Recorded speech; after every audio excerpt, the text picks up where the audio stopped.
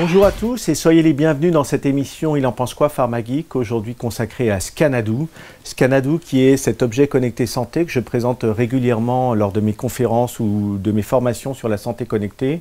Scanadu qui est un objet assez emblématique de l'Internet des objets en santé et qui a annoncé fin 2016 l'arrêt de la mise à disposition de son device à la demande de l'Agence américaine du médicament, la FDA. Est-ce que c'est la chronique d'une mort annoncée de Scanadu et de la famille des tricorders qu'il représentait?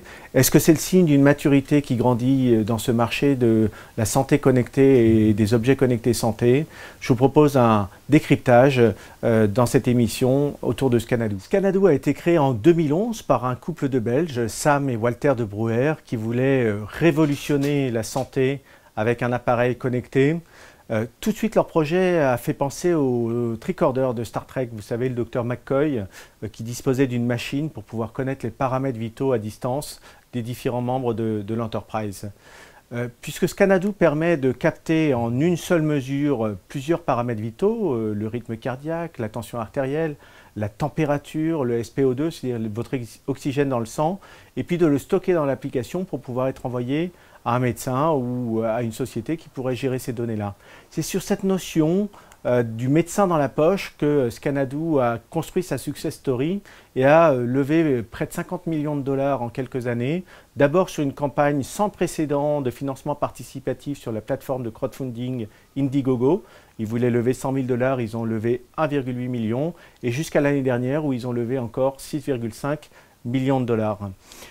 Les différents financeurs de cette campagne sur Indiegogo se sont vus livrer près de 14 000 devices en 2014 dans le cadre d'un essai clinique. C'est comme ça que j'en ai eu un aussi, puisque j'ai contribué à financer le développement de Scanadu. Fin 2016, patatras, dans un communiqué laconique, Scanadu annonce l'arrêt programmé du SCOOT pour mai 2017 à la demande de l'Agence du médicament, la FDA, qui considère que l'essai clinique dans lequel il avait été mis à disposition s'étant terminé en novembre 2016, elle ne pouvait légitimement pas laisser le device continuer à fonctionner en l'absence des données qui doivent lui être transmises. Certains utilisateurs, financeurs comme moi du projet Scanadu ont mal pris cette décision de l'Agence américaine du médicament et de Scanadu, ont lancé un bad buzz sur les réseaux sociaux avec le hashtag Scamadu, alors que c'était pourtant clair que le device était mis à disposition uniquement dans le cadre d'un essai clinique. J'ai eu la chance d'aller à 2 reprises à la Silicon Valley et de rencontrer à chaque fois Sam de Brouwer, la cofondatrice de Scanadu,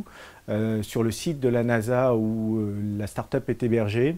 En 2015, en juin 2015, la dernière fois que je l'ai rencontrée, j'ai fait une interview avec elle où on a pu échanger sur l'état d'avancement du projet. Vous retrouverez cette interview sur ma chaîne YouTube dans le lien qui sera en fin de cette vidéo. Mais elle avait dit quelque chose de très intéressant. Tout d'abord, Scanadu a une vraie intention d'avoir un medical device et pas simplement un objet connecté de bien-être. Et puis, elle avait insisté sur le fait que quand on veut faire un objet médical, il n'y a pas de raccourci. Il faut un processus rigoureux, un processus d'études cliniques et de validation. On verra bien ce que la FDA va donner comme avis à la lecture de l'étude clinique qui lui a été remise. Est-ce que c'est pour autant la fin du Scanadu SCOOT? Pas forcément. Il y a d'autres projets en cours, notamment sur l'analyse d'urine. Est-ce que ça veut dire que c'est la fin des projets de tricorder, un petit peu tout en un, des objets médicaux qui vont prendre plusieurs paramètres?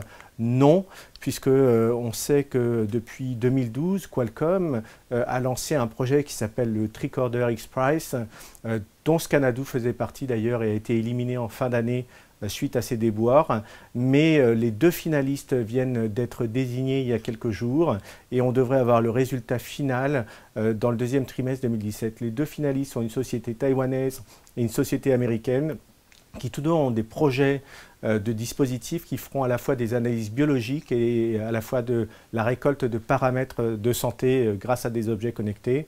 Donc je pense que nous aurons bientôt dans nos pharmacies, dans les cabinets médicaux, des objets connectés qui permettront de prendre plusieurs mesures. Cette émission est terminée, merci de l'avoir suivie. N'hésitez pas à vous abonner à la chaîne YouTube, à venir liker la page Facebook Pharmageek et partager si vous avez aimé ce contenu sur les réseaux sociaux avec le hashtag Pharmageek. Merci beaucoup, à bientôt, digitalement vôtre.